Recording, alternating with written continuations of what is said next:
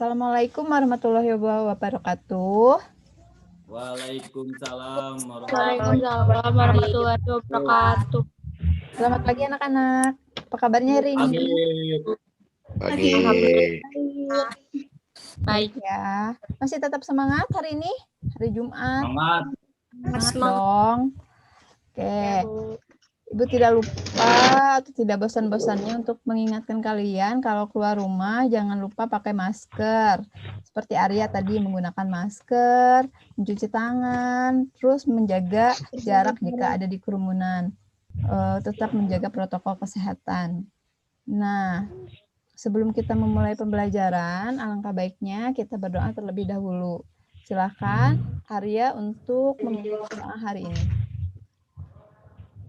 Bismillahirrahmanirrahim. Sebelum memulai pelajaran, alangkah baiknya kita membaca doa. Membaca doa menurut ajaran dan kepercayaannya masing-masing dimulai.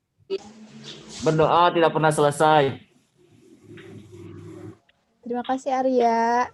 Oke. Sama-sama, Bu. Sebelumnya jangan lupa kalian untuk mengisi absen nanti di Google Form yang sudah Ibu bagikan di WhatsApp ya.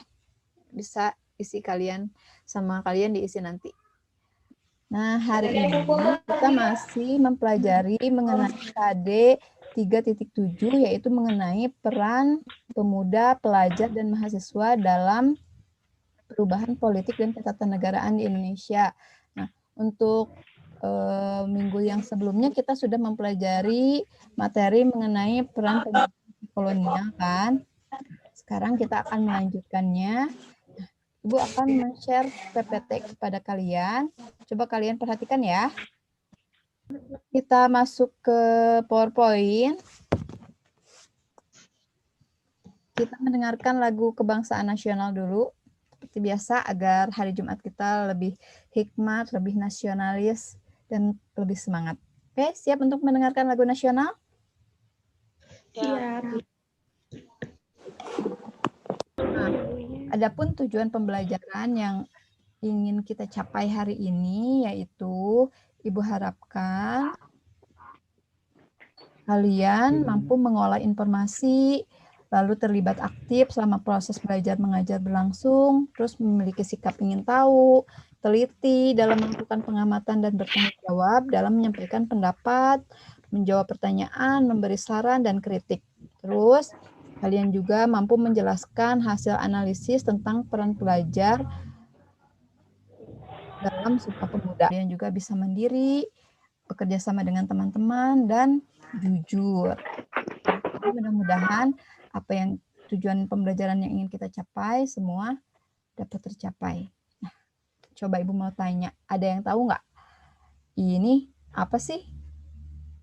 Tadi kan sudah mendengarkan lagu Indonesia Raya. Nah, kalian masih ingat nggak pencipta dari lagu Indonesia Raya itu siapa? W.R. Supratman. Nah, yang memainkan biola, gambar tersebut itu adalah Wage Rudolf Supratman yang pertama kalinya lagu tersebut dimainkan pada saat Kongres Pemuda kedua. Nah, PC ini dijadikan sebagai identitas untuk para pemuda pada saat itu, sebagai identitas pergerakan mereka lakukan. Jadi pada saat itu identitas itu mereka nggak mau nih, mereka menggunakan pakaian atau hal-hal yang segala sesuatunya berhubungan dengan Belanda. Makanya mereka menggunakan PC sebagai identitas pergerakan mereka. Itu salah satunya. Nah, jadi yang akan kita bahas hari ini apa? Sumpah Pemuda. Tentang Sumpah Pemuda. Betul sekali. Nah, kalian coba saksikan video yang akan Ibu putarkan. Nanti kalau ada yang mau ditanyakan setelah PowerPoint yang Ibu sampaikan, silahkan pertanyakan ya. Sejak awal abad ke-20, organisasi perjuangan kemerdekaan umumnya masih bersifat kedaerahan dan berjalan sendiri-sendiri. Setelah Sumpah Pemuda diikrarkan, semangat kedaerahan pun melebur menjadi satu kekuatan. Masa ini menjadi titik awal bangkitnya kesadaran nasional untuk mewujudkan Indonesia merdeka. Masih ingat nggak apa sih isi dari Sumpah Pemuda itu? Kami putra-putri Indonesia mengaku bertumpah darah satu tanah air Indonesia. Kami putra-putri Indonesia berbangsa satu, bangsa Indonesia. Kami putra-putri Indonesia menjunjung tinggi bahasa persatuan, bahasa Indonesia. Iya, betul sekali Gerardin. Bagus ya. Kenapa sih muncul pemuda-pemuda yang sangat hebat yang menginginkan adanya persatuan dan kesatuan bangsa? Yang pertama itu dikarenakan adanya politik etis. Politik etis ini ada 3 nih, kalau kalian masih ingat dari pertemuan kita yang minggu kemarin. Apa aja tuh politik etis itu? Irigasi, Irigasi, terus edukasi, edukasi, satu lagi Bu. apa? Migrasi, betul. Nah, dari ketiga politik etis ini, yang paling berpengaruh itu apa?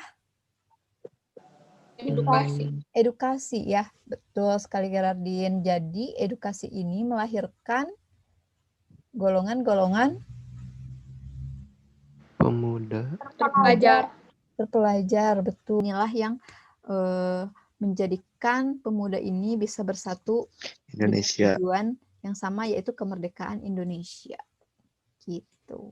Nah, apa yang harus kalian lakukan sebagai pemuda yang milenial untuk mengambil hikmah dari nilai-nilai Sumpah Pemuda ini? Kalian bisa lihat dari video yang Ibu tampilkan di sini.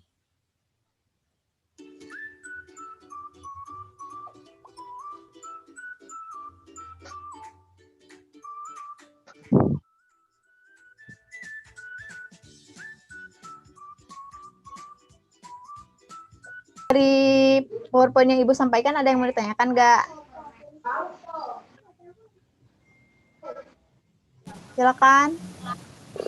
Ini teh mau nanya Bu. Tadi kan surat kabar itu menjadi salah satu pendukung lahirnya Sumpah Pemuda. Memang kenapa Bu bisa seperti itu? Coba ada yang bisa jawab dari pertanyaan Sutrisna nggak? Sapa, silahkan Sapa. Kalau menurut Salpa, surat kabar berita itu kayak semacam media sosial zaman sekarang. Artinya media itu akan lebih cepat menyebar dengan adanya surat kabar. Dengan adanya surat kabar berita juga, berita itu akan semakin mudah tersebar sehingga semangat kemerdekaan akan cepat menyebar luas. Iya, betul sekali ya apa yang dikatakan oleh Shalfa itu, bahwa pers pada saat masa penjajahan Belanda itu kan masih berupa media cetak. Kalau sekarang itu bisa kita analogikan sebagai media sosial yang kata Ibu sebutkan tadi, seperti Instagram, Twitter gitu kan.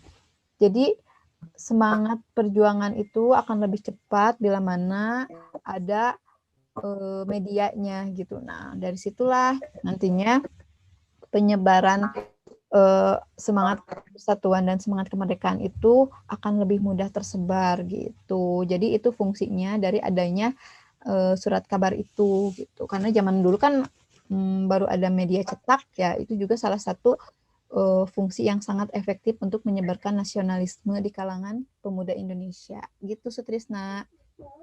Sekarang Ibu akan membagi kalian menjadi 4 kelompok. Kelompoknya menggunakan kelompok yang minggu kemarin saja. Ibu beri waktu kalian untuk berdiskusi selama 15 menit. Silahkan berdiskusi. Presentasinya bisa dalam bentuk PowerPoint, boleh dalam bentuk apa itu namanya, peta konsep juga boleh. Jadi silahkan kalian presentasi sesuai dengan kelompoknya masing-masing. Grup WA-nya sudah ada, silahkan diskusi di grup WA-nya masing-masing ya.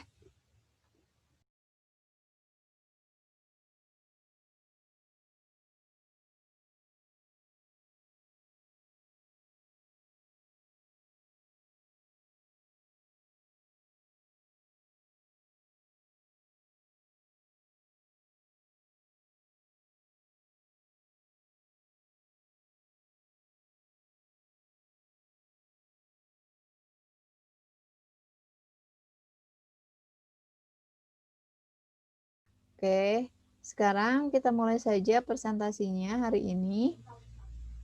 Silahkan untuk kelompok 1 mulai mempresentasikan hasil diskusinya.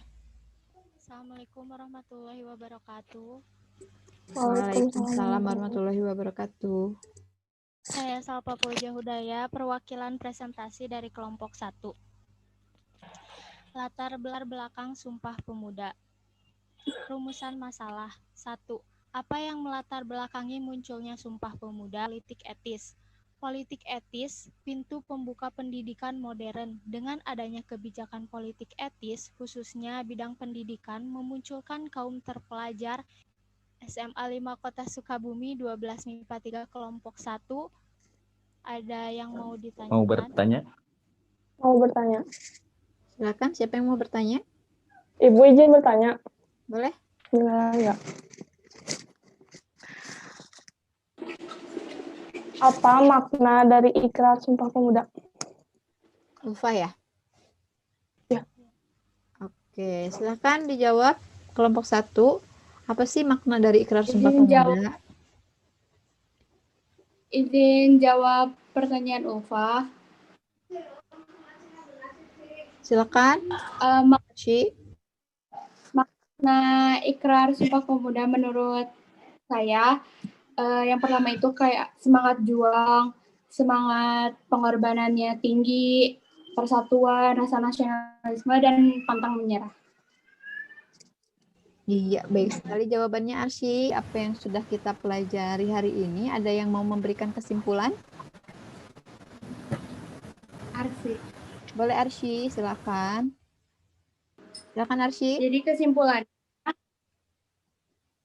kalau Sumpah Pemuda itu nggak cuma menandai akan kesadaran bersama sebagai anak bangsa, tapi juga menjadi tonggak mula digunakannya bahasa Indonesia.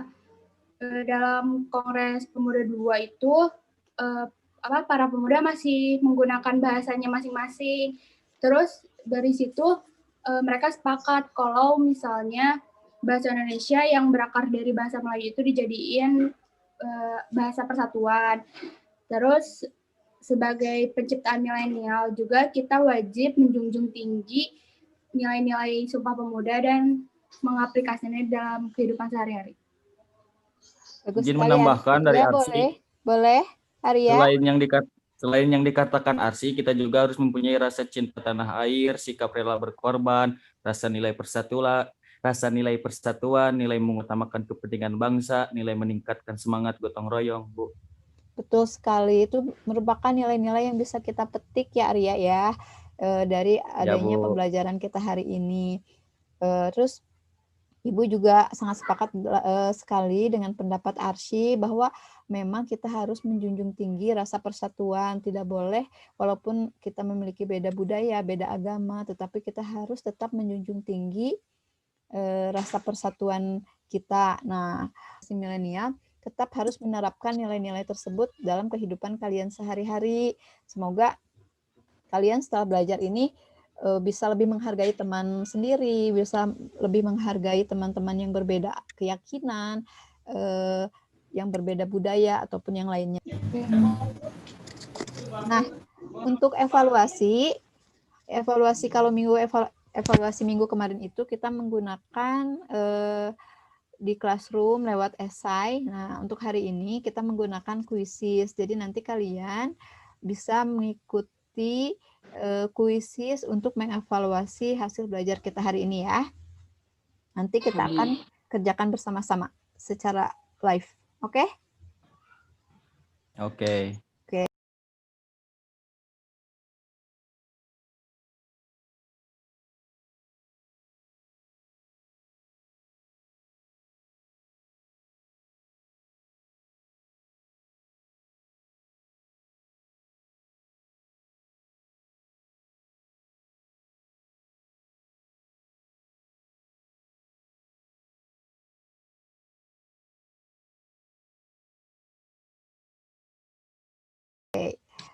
Baik, untuk pembelajaran hari ini kita cukupkan saja sekian. Silakan kita tutup dengan doa. Untuk Arya, silakan untuk memimpin doa hari ini Arya. Bismillahirrahmanirrahim. Alhamdulillah kita telah mengikuti pelajaran hari ini dengan baik. Semoga apa yang Ibu sampaikan bisa kita terapkan di kehidupan sehari-hari. Sebelum mengakhiri pembelajaran, alangkah baiknya kita membaca doa menurut ajaran dan kepercayaannya masing-masing dimulai. Berdoa tidak pernah selesai. Beri salam. Assalamualaikum warahmatullahi wabarakatuh. Waalaikumsalam warahmatullahi wabarakatuh. Terima kasih banyak.